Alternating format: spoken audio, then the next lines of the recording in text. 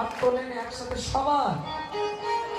এবার আপনারা একটু নিজেরা দেখেন কত সুন্দর দেখা যাচ্ছে। দেখেন আমাদের কমিটির দাদারাও তুলেছে, দেখেন কত সুন্দর লাগছে।